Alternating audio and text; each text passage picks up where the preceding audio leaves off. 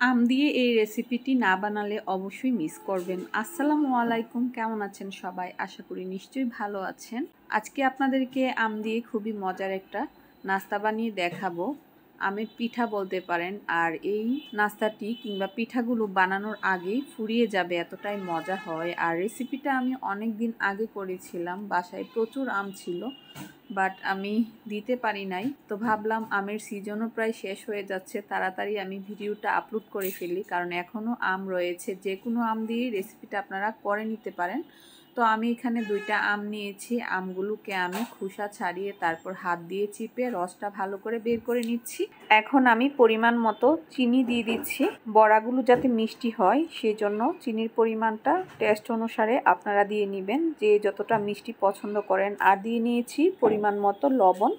তারপর আমি হাত দিয়ে আবার খুব ভালো করে মেখে চিনিটাকে গলিয়ে নিচ্ছি। এখন দিয়ে দিচ্ছি আমি 2 টেবিল চামচের মতো গুঁড়ো দুধ। গুঁড়ো দুধটা দিলে দেখা গেছে বড়াগুলোর টেস্ট অনেক গুণে বেড়ে যায়, সেজন্য এখানে আমি 2 টেবিল চামচের মতো গুঁড়ো দুধটা দিয়ে নিয়েছি। এটা অপশনাল, আপনারা চাইলে দিতে পারেন, হাতের কাছে না থাকলে না দিলেও সমস্যা নেই। এখন আমি দিয়ে দিচ্ছি এখানে চালের গুঁড়ো 1 কাপের মতো। দেওয়ার পর হাতের সাহায্যে আমি খুব ভালো করে মিশিয়ে নিয়েছি। এবার আমি দিয়ে দিব সুজি 2 টেবিল কিংবা 3 টেবিল চামচের মতো। এখন আরও দিয়ে দিচ্ছি প্রায় 3-4 টেবিল চামচের মতো ময়দা। তারপর আমি হাতের সাহায্যে সবগুলো উপকরণ একসাথে মিশিয়ে নিচ্ছি। বড়া দেওয়ার মতো যেরকম একটা ডো তৈরি করতে হয় ওই রকম কনসিস্টেন্সি রাখবো, যাতে হাত দিয়ে সুন্দর করে তেলের মধ্যে দেওয়া যায়। তো আমি এভাবে দিচ্ছি আর মেখে নিচ্ছি। আর শেষের দিকে আমি মিষ্টিটা চেক করে দেখে নিয়েছি হয়েছে কিনা।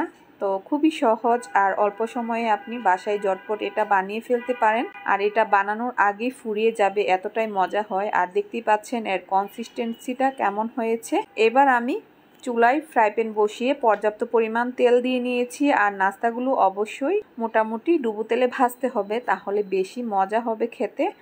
আর বড়া কিন্তু আমরা কম বেশি সবাই জানি একটু ডুবো তেলেই ভাজতে হয়। তো এইভাবে এক এক করে আমি সবগুলো বড়া তেলের মধ্যে দিয়ে দিচ্ছি। আর চুলার আঁচটা মিডিয়াম লো আঁচে রাখতে হবে। মিডিয়াম লো আঁচে রেখে উল্টে পাল্টে বড়াগুলোকে সুন্দর করে ভেজে নিতে হবে। তো যখন এক পাশ ভাজা হয়ে আসবে তখন উল্টে দিতে হবে। আমি এভাবে উল্টে পাল্টে দিচ্ছি। আর ভাজার সময় এত মজার একটা স্মেল বের হয়, বানালে আসলে আপনারা বুঝতে পারবেন, এমনিতে বলে বোঝানো যাবে না। তো আমি বানানোর সাথে সাথেই দেখা গেছে আমাদের বাসায় সবগুলো পিঠা শেষ হয়ে গেছিল।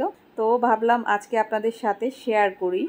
আর কালারটাও কিন্তু দুর্দান্ত হয়, ভাজার পরই আপনারা দেখতে পারবেন। তো ফাইনালি আমার আমের বড়াগুলো ভাজা হয়ে গেছে। নিশ্চয়ই এর কালারটা আপনারা দেখে বুঝতে পারছেন কতটা লোভনীয় হয়েছে। আর খেতেও আলহামদুলিল্লাহ অনেক মজা হয়েছিল। তো আম ফুরিয়ে যাওয়ার আগে ঝটপট আপনারা এই আমের পিঠাগুলো বানিয়ে ফেলুন। আমের বড়া বা পিঠা যে যে নামেই ডাকুন না কেন, খেতে কিন্তু অসাধারণ হয়। তো আপনাদেরকে আমি একটা দেখিয়ে দিচ্ছি। এর ভেতরটা হয় একটু জুসি টাইপের, সফট টাইপের, আর উপরটা একটু ক্রিস্পি। তো আপনারা চাইলে এর সঙ্গে কিন্তু নারকেলও দিতে পারেন। তো আমার বাসায় নারকেল ছিল না, সেই জন্য আমি নারকেল ছাড়াই বানিয়ে নিয়েছি। নারকেল দিলেও মজা হয়, না দিলেও এমনিতেও বানানো যায়। আজকের মতো ভিডিওটা এখানেই শেষ করছি। সবাই ভালো থাকবেন, সুস্থ থাকবেন। সবাইকে ধন্যবাদ। আল্লাহ হাফেজ।